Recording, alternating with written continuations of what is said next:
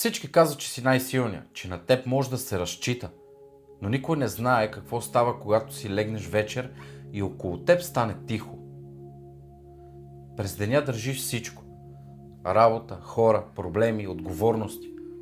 И отвън изглеждаш спокоен, подреден, все едно всичко е под твоя контрол. Обаче после си лягаш, гасиш лампата и настъпва тишина. И изведнъж нещо вътре стяга. Гърдите, корема, челюст.